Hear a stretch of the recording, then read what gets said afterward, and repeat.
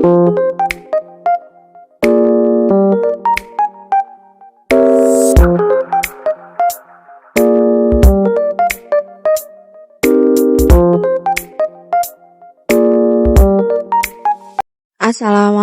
warahmatullahi wabarakatuh. Welcome to my channel Gudang Pinjol. Apa kabar teman-teman semua?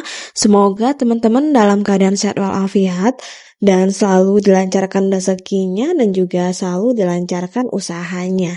Nah, kali ini saya akan merekomendasikan kepada teman-teman semua bagaimana sih langkah mudah cara kita mendapatkan modal usaha, yaitu tanpa jaminan tentunya ya, karena banyak di luar sana yang yang susah untuk mengajukan modal usaha itu dikarenakan tersangkutnya kepemilikan agunan. Oleh sebab itulah teman-teman sering tersendat untuk membuat usahanya. Nah, kali ini saya akan merekomendasikan beberapa pinjaman produktif online tanpa ribet, kemudian juga ada langkah mudah untuk mendapatkan modal usaha. Nah, sebelumnya jangan lupa di subscribe, like, dan komen dulu channel saya ini, oke? Nah guys, welcome back to my channel Gudang Pinjol. Seperti topik kita di awal tadi, kali ini saya akan membahas tentang pinjaman produktif online tanpa ribet dan juga ada beberapa langkah mudah untuk kita mendapatkan modal usaha. Silakan teman-teman perhatikan dengan saksama dan juga silakan diikuti bagaimana caranya dan juga perhatikan baik-baik. Nah, berikut yang pertama, langkah pertama yang harus teman-teman persiapkan. Tentunya teman-teman harus menentukan modal pinjaman yang teman-teman butuhkan. Nah, kemudian untuk modal itu kita sesuaikan dengan usaha kita yang sudah ada atau bahkan ketika kita untuk memulainya. Pastikan jumlah tersebut itu sesuai dengan realistisnya dan juga sesuai dengan kebutuhan usaha kita. Nah, kemudian selanjutnya yang kedua, kita diminta untuk memilih platform pinjaman sesuai dengan keinginan kita dan juga sesuai dengan modal yang kita harapkan. Dan tentunya dengan ada banyaknya jumlah pinjaman online yang disediakan di luar sana, dan juga ada banyak beberapa rekomendasi, bisa teman-teman cek di video saya sebelumnya, ada banyak rekomendasi pinjaman produktif online tanpa ribet.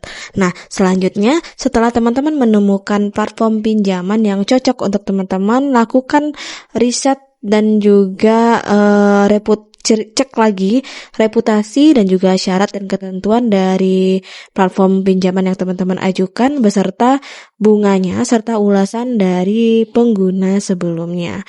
Nah, selanjutnya jika teman-teman sudah memilih jumlah platform pinjaman yang diajukan, silakan teman-teman pilih nominal sesuai dengan kebutuhan kita. Biasanya ini sesuai dengan data-data yang kita isi. Nah, selanjutnya setelah kita memilih jumlah platform pinjaman, barulah kita melakukan pendaftaran serta persyaratan lainnya. Biasanya pengisiannya data pribadi, data usaha, dan juga ada dokumen pendukung lainnya untuk pinjaman kita bisa di ACC. Nah, setelah itu barulah kita melakukan pengajuan pinjaman.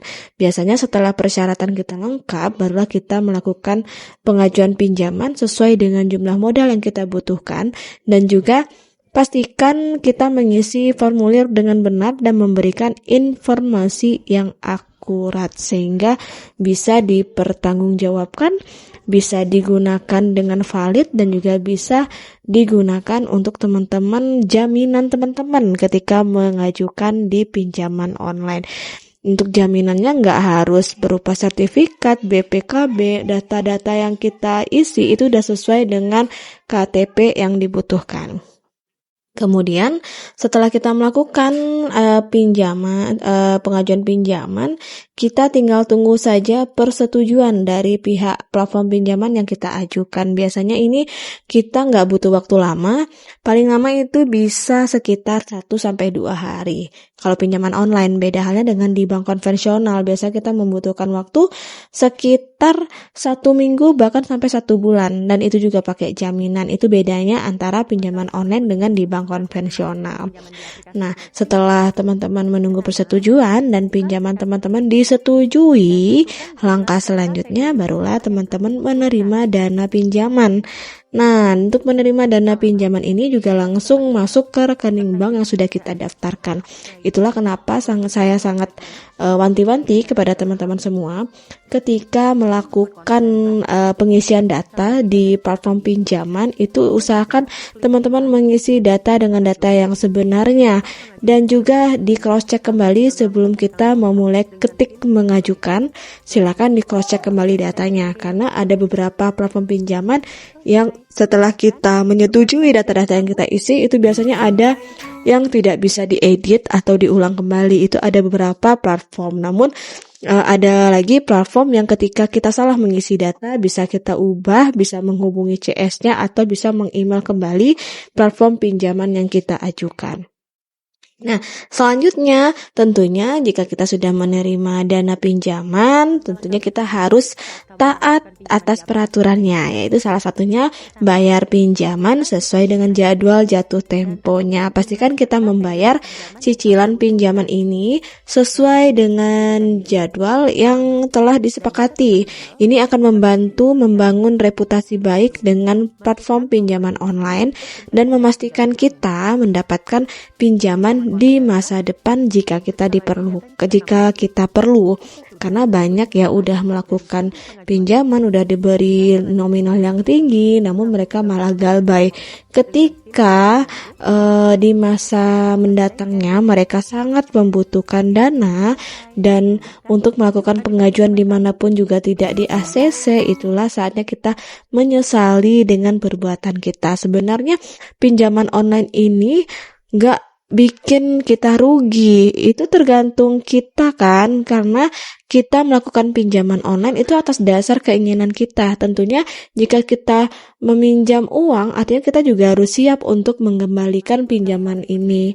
Jangan sampai gara-gara pinjaman online ini hidup teman-teman menjadi terbebani, bahkan malah hancur.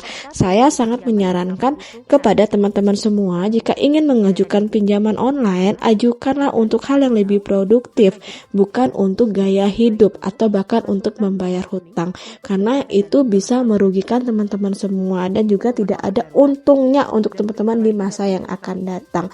Jadi jika teman-teman gagal bayar, banyak hutang, jangan salahkan pinjaman online-nya. Cross check kembali hati kita, renungkan kembali apakah ini benar-benar kesalahan kita atau kesalahan dari platformnya. Kalau kesalahan kita, kalau gagal bayar itu tentu kesalahan kita. Karena kita berani untuk mengambil pinjaman, artinya kita harus berani juga untuk mengembalikan pinjaman yang sudah kita ajukan. Nah guys, itu beberapa langkah mudah untuk teman-teman mendapatkan pinjaman produktif online tanpa ribet. Dan pastikan juga teman-teman memahami syarat dan ketentuan sebelum mengajukan pinjaman, serta kelolalah pinjaman yang sudah teman-teman dapatkan dengan bijak untuk keberhasilan usaha yang sudah teman-teman bangun atau usaha yang baru mulai teman-teman bangun. Akhir kata, wassalamualaikum warahmatullahi wabarakatuh.